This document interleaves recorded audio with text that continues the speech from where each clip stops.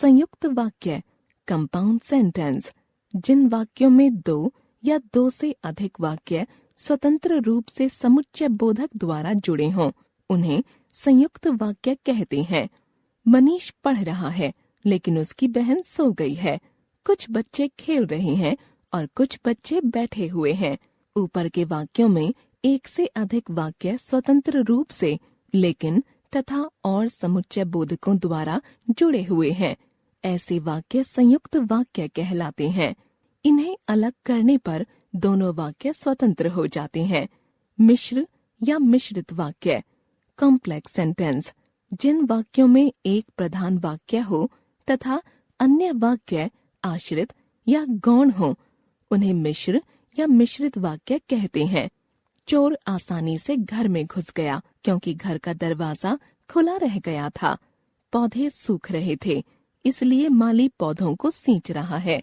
इन वाक्यों में चोर आसानी से घर में घुस गया और पौधे सूख रहे थे प्रधान वाक्य हैं, क्योंकि इनके आगे के वाक्य क्योंकि घर का दरवाजा खुला रह गया था और इसलिए माली पौधों को सींच रहा है अपने अर्थ के लिए इन पर आश्रित हैं। इस प्रकार के वाक्यों को गौण या आश्रित वाक्य कहते हैं। उपवाक्य क्लॉज मिश्रित और संयुक्त वाक्यों में समुच्चय बोधकों द्वारा जुड़े एक या एक से अधिक वाक्यों को उपवाक्य कहते हैं।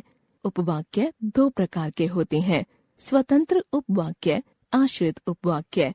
स्वतंत्र उपवाक्य इंडिपेंडेंट और कोऑर्डिनेट क्लॉज, जो उपवाक्य अपने अर्थ के लिए दूसरे वाक्य पर आश्रित न होकर स्वतंत्र होते हैं, स्वतंत्र उपवाक्य कहलाते हैं।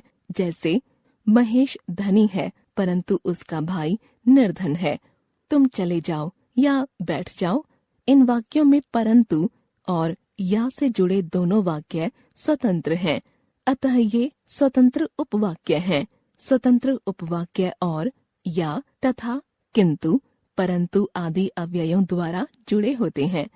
आश्रित उपवाक्य डिपेंडेंट और सबऑर्डिनेट क्लॉज, जिन उपवाक्यों का अर्थ दूसरे वाक्य पर आश्रित रहता है वे आश्रित उपवाक्य कहलाते हैं। जैसे मुझे पता चला है कि तुम दिल्ली गए हुए हो। यह वही कोट है जिसे तुमने शिमला में खरीदा था। इन वाक्यों में तुम दिल्ली गए हुए हो और तुमने शिमला में खरीदा था आश्रित उपवाक्य हैं। आश्रित उपवाक्य की, क्योंकि, जिसे, जो, जब, जिसने, जिन्होंने, चूंकि, इसलिए आदि संयोजकों से जुड़े होते हैं। विशेष अर्थ में परिवर्तन लाए बिना वाक्य की रचना में परिवर्तन किया जा सकता है। सरल वाक्यों से संयुक्त अथवा मिश्र वाक्य बनाए जा सकते हैं। इसी प्रकार संयुक्त अथवा मिश्र वाक्यों को सरल वाक्यों में बदला जा सकता है। ध्यान रखें कि इस परिवर्तन के कारण कुछ शब्द योजक चिन्ह या संबंध बोधक लगाने या हटाने पड़ सकते हैं। आइए सरल वाक्यों से बने संयुक्त तथा मिश्र वाक्यों के कुछ उदाहरण देखें। सरल वाक्यों का संयुक्त तथा मिश्र वाक्यों में परिवर्तन। सरल वाक्य संयुक्त वाक्य श्याम खाना खाकर विद्यालय चला गया। श्याम ने खाना खाया और विद्यालय चला गया। वहां पहुंचकर मैंने अनिल को अपनी प्रतीक्षा करते पाया। वहां पहुंचकर मैंने देखा कि अनिल मेरी प्रतीक्षा कर रहा है। बुखार होने के कारण मैं घूमने नहीं जा सका। मुझे बुखार था, इसलिए मैं घूमने नहीं जा सका। पुलिस के आते ही चोर भाग गए। पुलिस आई और चोर भाग गए। सरल वाक्य मिश्र वाक्य नुकसान वाला काम क्यों करते हो? जिस काम में नुकसान होता है उसे क्यों करते हो? छतरी वाले व्यक्ति को बुलाओ। जिस व्यक्ति के हाथ में छतरी है उसे बुलाओ। मैंने एक बहुत लंबी लड़की देखी।